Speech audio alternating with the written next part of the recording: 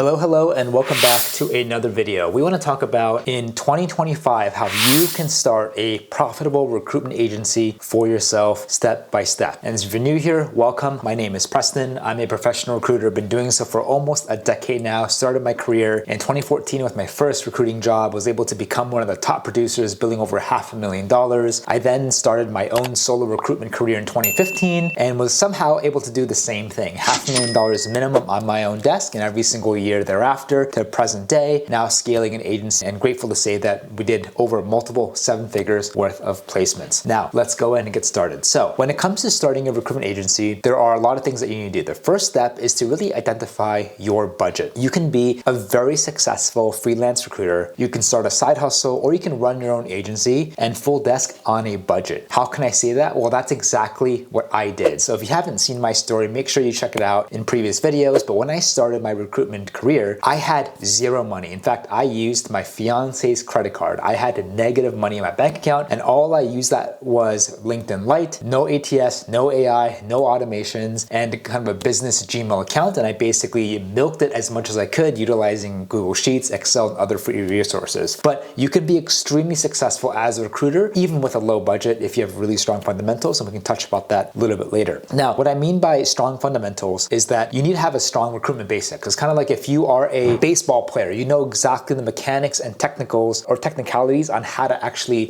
choose the right bat and swing. Same thing with golf, same thing with any sports. Or if you're a software engineer, you know the basic. I learn a language, how to code, put strings of code down to create something and ship it, right? If you're a doctor, you know exactly, like a medical doctor, all the fundamental basics of knowledge that you need to know and all the basic tools that you need to be able to utilize and to be able to help patients. So same thing here with the recruitment. Like you got to have a strong base level of recruitment fundamentals, the recruitment basics. And if that is really, really strong, budget really is there. The tools are there to help you become a better recruiter, not to be a recruiter instead of you, right? Hope that makes sense. But if you do have a budget, if money really is no issue for you, there is no reason why someone should be able to be spending more than several $100s, in my opinion, per month on their own desk. I remember talking to this one guy and he's like, man, I've been spending more than $4,000 to $5,000 a month on tools. And I was completely speechless because I'm like, I didn't even know there were that many tools out there to spend that much per month. You really only need a couple of several $100, maybe $400 to $600 a month max. Are you struggling with getting responses from clients? Are you an established recruiter who is struggling to break six figures and beyond? Are you looking to start recruiting part-time and you don't know how? Do you feel burned out and stuck spending hours and hours each day in manual tasks like sourcing and outreaching and feeling like you have no time to actually run and grow your business? I am absolutely happy to announce that we have launched our own recruitment, educational, and coaching program to help you on your journey. We made sure that everything I've learned in the past 10 years, the tips, the strategies that really helped me build multiple seven figures of placements on my own desk with some of the best companies in the world will be included in there. We'll also be including things like how you can build an acquisition system that brings in clients every month to your agency hands-free, how you can maximize the probability of a positive close during negotiations, how you can automate and outsource your day-to-day operations so that you don't have to spend hours per day researching or sourcing, how you can figure out the new and modern way to scale your agency that minimizes risk and maximize your upside potential. And we've also included much, much more. The best thing about this is not only will you be getting amazing content, but we will also handhold you and be with you every step of the way to make sure that you are held accountable and you crush your goals. We'll also share with you our own tech stack, tools, and plugins we actually use, plus everything else we know about automation and AI to help you save time, work smarter, and not be a slave to your business. The exciting news is that we've actually rolled this out to a select few people earlier this year, and I'm excited to see them well on the way to multiple six figures, with some breaking $30,000 to $50,000 per month already. So if you're interested to be a successful recruiter that can dominate in any market conditions, make sure you click on the link below to chat with another member of our team, and we're happy to chat with you to see if we can help you out. Make sure you jump on this really quickly. See you on the other side. So immediately we're able to save him $50,000 a year. So don't be like him. You really only need a couple of several $100, maybe $400 to $600 a month max to be able to make multiple six figures, $500,000, because that's what I did. If you are just spending more, you're just throwing money at the wall, right? Something is off, something is unaligned. It seems like you're perhaps trying to compensate for like a really weak foundation with buzzy software or leads or AI, or you're just simply wasting tons of money where you don't have to. It's kind of like the simple case of if you don't know, you don't know type of situation. So number one, make sure you have a budget, and it doesn't have to be extravagant extravagant, recruitment is one of those businesses where you can be making a lot, fantastic profit margins with a little bit less operating costs and overhead. Step number 2 is you want to be able to identify your niche, right? So what I mean by that is determine the industry, the job title, geographical focus of your recruitment industry. It's extremely essential for a new agency as it helps build credibility faster and attracts clients better, right? Some popular niches in 2025 could include tech, like AI, for instance. You got healthcare, you got quant, you got finance, remote work placements, maybe others focus on outsourcing or DE&I. But let's say that you focus on AI and data science roles for remote positions. Research companies in these fields, the typical skills and experience they need and the hiring challenge they face, and then see if you can go out there and find great talent for it. Now, doing a generalist approach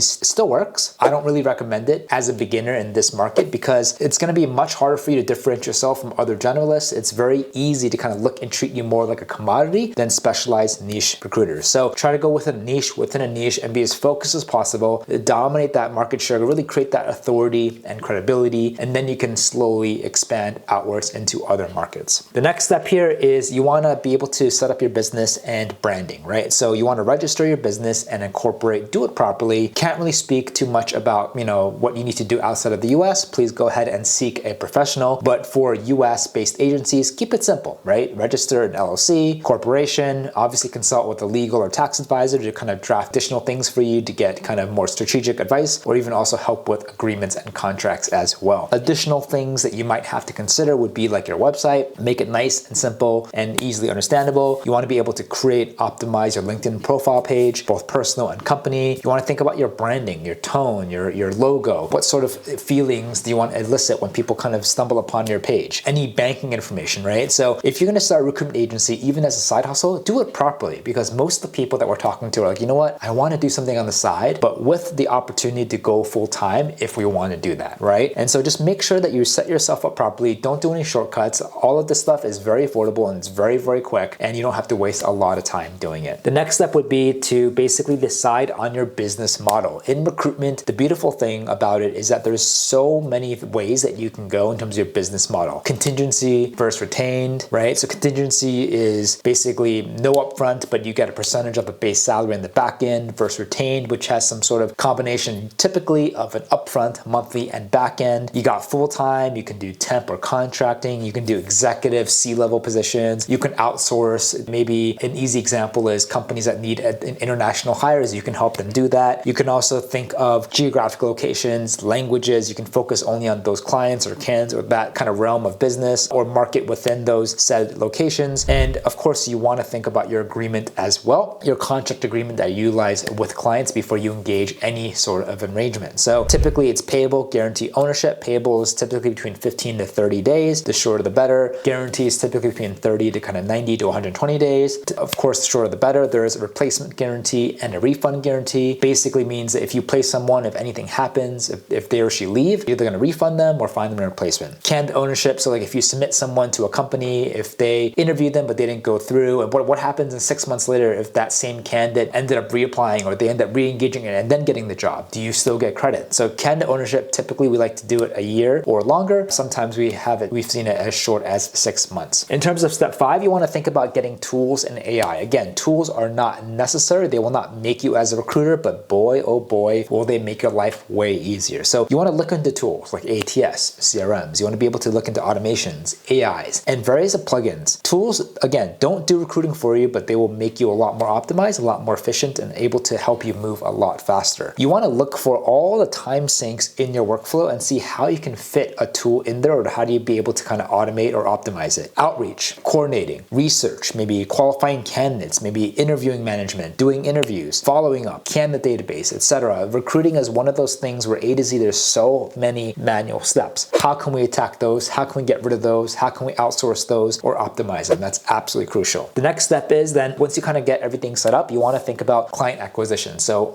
we are like the middle people. We want to be able to go out there and get business, and then we go out there and find candidates and put them together. So if you can't do client acquisition, you will never have a business, not just in recruitment, but really in any line of business. You have to know exactly how to identify and find and convert clients consistently. You want to achieve mastery of all the different channels and methods to do so. You have the traditional methods, and then you have the newer ones, right? And you got to be able to kind of use a really good hybrid of both. Emails and calls, cold emailing, cold calling are still very, very effective. We are recruiters, but we are also business owners. And if you're looking to build a business that can stand the test of time long term, you can't be afraid of cold emailing or cold calling. If you are, you might have to revisit the whole, like, let's start a business. Maybe you can focus more on the freelance side and just focus on the candidate side, right? But if you're doing business, if you're working for yourself, you have to be willing to do it all, including cold calling, including cold emailing, because depending on your role, depending on your market, depending on your industry, these consistently prove to be really, really effective channels to get new people. It's not about so much chasing new methods or channels. It's all about how you can level up and maximize the methods and channels you are using. I can still convert using cold emails alone. I can still convert using cold calls alone because we know how to do that. You then want to be able to utilize tools and systems as a secondary step to streamline and optimize everything, whether it's on the research front or personalization front, outreach, or follow-ups. The next step that you want to do is candidate acquisition. So once you get clients, like, oh my God, what do I do now? You got to go out there and find candidates. You got to understand how to source, how to identify candidates, all the right tools, ad, Boolean, sourcing best practices. You also have to know the difference between an active candidate versus passive. Active candidates are typically ones that are actively applying or submitting themselves to new jobs. Passive candidates are typically ones that are currently happily employed, but they always have an open mind. And the way that you kind of get them to have an open mind about your role is an effective pitch, personalization to them. You want to also constantly learn new tools that can help you be more efficient and move faster. Just as there are a lot of time sinks on the client side, there are a lot of time sinks on the candidate side, whether it's sourcing or outreach, personalization, coordinating, qualifying, yada, yada, yada, et cetera, et cetera, et cetera. Then once you kind of get that down and you're submitting, you're doing interviews, you really want to nail down the client and interview management. You want to learn how to effectively manage your clients and interviews effectively so that interviews happen in a timely manner, feedback happens in a timely manner, and all around leading up to a very positive candidate experience. You want to learn how to manage multiple interview processes at the same time while staying organized and not burning out. It takes a lot of work here to juggle everything, to make sure the clients are happy, the candidates are happy, everything's working, interviews are happening, but then it takes a whole nother level of coordinating and kind of a high level top-down process to be like, oh, how do I schedule interviews faster? How do I get feedback from candidates faster? How do I be able to prep my candidates better, right? You got to always try to find a way to how do you level up everything that do. You have to not only push candidates further into the process, but be able to also grow relationship and trust with them at the same time through process calls and regular check-ins. That allows us to have a greater influence and trust when it comes to helping them close and negotiate. But the same thing also applies to clients, right? You want to really create that relationship. Recruitment is a relationship game, and the better that you can do that with all stakeholders, the better they'll keep coming back to you, refer you to other people, creating more opportunities that you can take advantage of into the future. Then, once interviews are happening, candidates are getting to the final stages, offers and close, you have to really know how to manage and handle the pre-offer stage, the offer, and the post-offer, and also really understand psychologically what the candidate hiring manager is going through and how you can provide your 5-star service to both. What works for one isn't going to work for the other. They both have similar needs. One wants a job, one wants to hire, but how they approach it, how they think about it is very different, even though there is a lot of overlap. It is really important to be balanced, and you got to play an unbiased middleman to make sure either side doesn't get too angry while you do your best to guide everything to a positive solution. Where a lot of recruiters make a mistake is that you give one of the sides a feeling that you are helping the other side more than you are with them. You're not transparent. You are trying to inflate salary rolls. You're withholding critical information. Like, you want to be as transparent as possible so both can walk away feeling really, really good about you. And if that means honestly leaving a little money on the table, so be it. That's what I do, but I prioritize long-term relationships more than short-term wins, right? And I think everyone should do that as well. Learn to really understand also when to follow up with the hiring manager and the candidates to make sure you aren't being too pushy or aggressive. Some people want more like a weekly check-in. Other people are okay with every other day. Some people are okay with daily. And you got to be able to just ask them like what they prefer, because you never, ever, ever want to risk pissing a client off, because if you do, you can risk losing that relationship, and that could be a lot of money and relationships on the table. You want to also learn how to send, manage, automate, collecting invoices, and following up with candidates who started 30, 60, 90 days out. Like, there's a lot that goes into recruitment than just sending a resume, getting an offer, and that's it. The next thing then you want to think about is once you're able to kind of go through a couple processes of clients, candidates, put it together, placement, check and bank a couple times, you're now able to really focus a little bit more energy and kind of mental allocation to like creating a system. Only through creating systems where an optimal workflows and a team where you can truly achieve like freedom in recruitment and kind of really separate yourself from being a high performing job to like a business owner. But again, it's a great problem to have when you are by yourself making multiple six figures with minimal systems. Like, that's what 99% of people would be happy to just achieve, right? So the fact that you've made it here here, awesome, that's a good problem to have. Now, making a lot of money is great, but you really want to be a business owner, do it sustainable. You don't want to have to source on the vacation or weekends and things like that, things I had to go through. And the only way is by really truly embracing and making an intentional effort with automations, systems, technology, and outsourcing and hiring. If you also have a team, but their billing isn't optimized or aren't efficient, you're leaving a ton of money on the table as well. I think a lot of people hire too fast. In an ideal scenario, a person should probably be able to bill between 300 to 600 conservatively. I would say top performers are more in like the 400 to 600 range, or maybe even 300 is really solid too. But